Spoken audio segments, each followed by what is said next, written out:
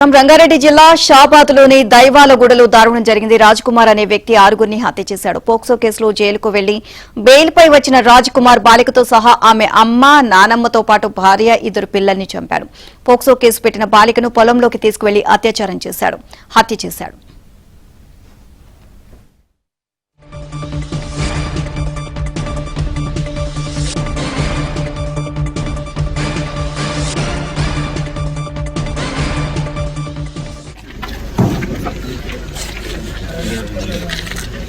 उधर से दिखेगा ठीक है सर थैंक यू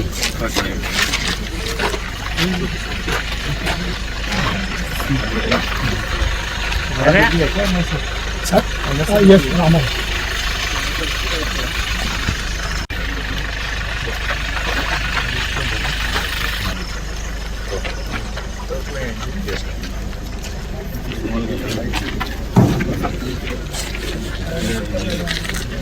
उधर से दिखेगा ठीक है सर थैंक यू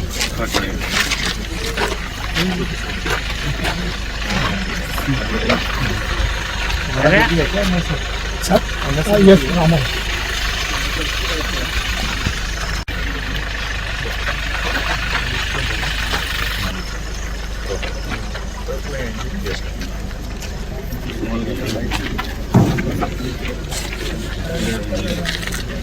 उधर से दिखेगा ठीक है सर थैंक यू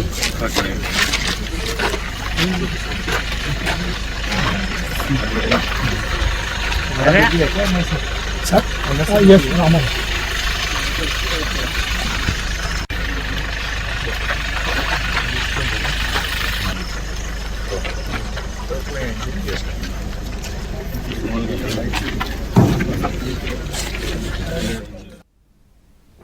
ఆరుగురిని చంపిన తర్వాత తల్లిదండ్రులకు నిందితుడు ఫోన్ చేశాడు. ఘటనా స్థలాన్ని పరిశీలించిన పోలీసులు విచారణ చేస్తున్నారు.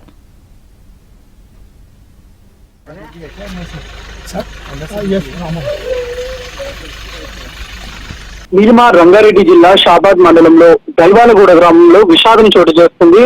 పోక్సో కేసులో నిందితుడిగా ఉన్న రాజ్ కుమార్ అనే నిందితుడు జైలు నుంచి బెయిల్పై విడుదలైన అనంతరం తనపై ఎవరైతే కేసు పెట్టారో ఆ బాలికతో పాటు బాలిక యొక్క నానమ్మ అలాగే అమ్మమ్మతో పాటు నిందితుడి యొక్క భార్య అలాగే నిందితుడి యొక్క ఇద్దరు కుమారులను కూడా నిన్న అత్యంత కిరాతకంగా అర్ధరాత్రి సమయంలో హత్య చేసి పరారయ్యాడు. ప్రస్తుతం నిందితుడి కోసం పోలీసులు అయితే గాలిస్తూ ఉన్నాడు. రాజ్ కుమార్ పై గతంలో ఒక పోక్సో కేసు నమోదైంది. ఈ నేపథ్యంలోనే అతను జైలుకు వెళ్లి శిక్ష అనుభవిస్తూ ఉన్నాడు. బెయిల్పై విడుదలయ్యాడు. ఈ క్రమంలోనే తనను జైలుకు పంపారు, అలాగే తనపై కేసు పెట్టారన్న కక్ష పెంచుకుని జైల్లోనే హత్యకు మొత్తం పథకం రచించుకుని నిన్న జైలు నుంచి విడుదలైన అనంతరం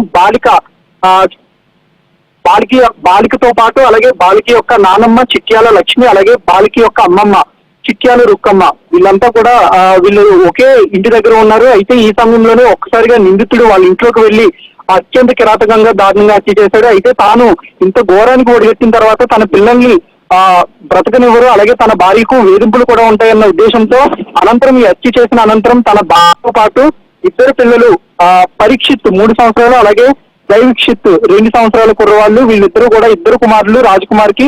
సో ఓవరాల్ గా మొత్తం ఆరుగురిని స్పాట్ లోనే అత్యంత దారుణంగా వెంబడించి చంపేసినట్లుగా కూడా తెలుస్తుంది. అయితే ఈ ఘోరానికి ఒడిగట్టిన తర్వాత నిందితుడు స్వయంగా తన తల్లిదండ్రులకు అయితే కాల్ చేశాడు. ఈ 6 హత్యలు కూడా నేనే చేశాను, అలాగే మరికొద్ది సేపట్లో నేను కూడా చనిపోతున్నాను, జైలుకి వెళ్లాలన్న ఉద్దేశం లేదంటూ కూడా నిందితుడు తన తల్లిదండ్రులకు అయితే చెప్పాడు. నిన్న చంపే సమయంలోనే అటు ఎవరైతే పోక్సో కేసులో బాధిత బాలిక ఉందో ఆ బాలిక తప్పించుకునే ప్రయత్నం చేస్తుంది, అలాగే వాళ్ళ నానమ్మతో పాటు అమ్మమ్మ కూడా తప్పించుకునే ప్రయత్నం చేశారు. అయినప్పటికీ కూడా ఒక ప్రాంతంలో ముగ్గురిని అలాగే ఒక ప్రాంతంలో ఒకరిని మరొక ప్రాంతంలో ఇద్దరిని వెంటాడి హత్య అత్యంత దారుణంగా హత్య చేసినట్లుగా కూడా తెలుస్తుంది. అయితే నిందితుడు బ్రతికే ఉన్నాడా లేదంటే సూసైడ్ చేసుకున్నాడా అనే దానిపై ఒక స్పష్టత లేదు. ప్రస్తుతం పోలీసులు నిందితుడి కోసం గాలిస్తూ ఉన్నారు. నిందితుడు ఎటువైపు వెళ్ళాడు, చివరిసారిగా ఎవరికి కనిపించాడు, అలాగే ఎక్కడెక్కడ నిందితుడు కదలికలు చేశాడనే దానిపై కూడా సీసీటీవీ ఫుటేజ్ ఆధారంగా లేదంటే ప్రత్యక్ష సాక్షుల ఆధారంగా ప్రస్తుతం ఆ నిందితుడి కోసం అయితే గాలిస్తూ ఉన్నారు. మరోవైపు దైవాలగూడలో ఒక ఉద్రిక్తత ఏర్పడిందని చెప్పుకోవచ్చు. అటు మైనర్ బాలిక కుటుంబ సభ్యులు కావచ్చు, లేదంటే ఇటు రాజ్ కుమార్ కుటుంబ సభ్యులు కావచ్చు, రెండు కుటుంబాల మధ్య కొంత వైరాగ్యం ఉన్నట్లుగా కూడా తెలుస్తుంది. ప్రస్తుతం అంటే ఈ ఓవరాల్ సిచ్యువేషన్ కి పోక్సో కేసుకు వెళ్ళడానికి కూడా, పోక్సో కేసు పెట్టడానికి కూడా కుటుంబ ఆర్థిక సమస్యలు ఉన్నాయా, లేదంటే బాలికపై నిజంగానే అతను అత్యాచారానికి పాల్పడ్డాడనే దానిపై కూడా పూర్తి స్థాయిలో ప్రస్తుతం పోలీసులు అయితే దర్యాప్తు చేస్తున్నారు. మరోవైపు ఏదైతే ఘటనా స్థలం ఉందో ఘటనా స్థలానికి సిపి తరుణ్ జోషి అలాగే డీసీపీ యోగేష్ గౌతమ్ కూడా చేరుకున్నారు. అక్కడ భారీ బందోబస్తును కూడా ఏర్పాటు చేశారు. ఆ దైవాలగూడ గ్రామంలో ప్రస్తుతం ఒక ఉద్రిక్తత పరిస్థితి నెలకొందని చెప్పుకోవచ్చు. విషాద ఛాయలు అలుముకున్నాయని చెప్పుకోవచ్చు. రెండు కుటుంబాల మధ్య జరిగిన ఈ సిచ్యువేషన్ తో అక్కడ కొంత ఉద్రిక్త పరిస్థితులు లేవనెత్తున్న నేపథ్యంలో ప్రస్తుతం పోలీసులు భారీ బందోబస్తును అయితే ఏర్పాటు చేశారు. అయితే నిందితుడు నిన్న ఈ హత్య అనంతరం పరారైన అనంతరం ఎక్కడికి వెళ్ళాడనే దానిపై ఇప్పటి వరకు కూడా స్పష్టత లేదు. ఒకవేళ అతను ఎక్కడికైనా ఆ నిర్మానుష్య ప్రాంతానికి వెళ్లి సూసైడ్ చేసుకుని చనిపోయాడా, లేదంటే పోలీసులకి ఎవరికి కూడా తన ఆచూకీ లభ్యం కాకుండా ఉండేందుకు తప్పుదారి పట్టించేందుకు తల్లిదండ్రులకు అలా చెప్పి ఇతర ప్రాంతాలకు ఎక్కడైనా వెళ్లి తలదాచుకున్నాడా అనే దానిపై కూడా ప్రస్తుతం పోలీసులు అన్ని కోణాల్లోనూ దర్యాప్తు చేస్తున్నారు. మరోవైపు ఆ మృతి చెందిన మృతదేహాలను కూడా పరిగి ప్రభుత్వ ఆసుపత్రికి తీసుకొచ్చారు. అలాగే మరికొన్ని 3 మృతదేహాలను ప్రస్తుతం ఉస్మానియా హాస్పిటల్ కి అయితే తరలించారు. మరికొద్ది సేపట్లోనే అక్కడ మృతదేహాలకు పోస్ట్ మార్టం నిర్వహించిన అనంతరం మృతదేహాలను అయితే వాళ్ళ యొక్క కుటుంబ సభ్యులకు అప్పగించనున్నారు. మరోవైపు హాస్పిటల్ వద్ద కొంత విషాద ఛాయలు ఎలుముకున్నాయని చెప్పుకోవచ్చు. ఎవరైతే మృతి చెందారో వాళ్ళ యొక్క కుటుంబ సభ్యులు కన్నీరు ముఖీరవుతున్న సందర్భం కూడా ఉందని చెప్పుకోవచ్చు. మొత్తం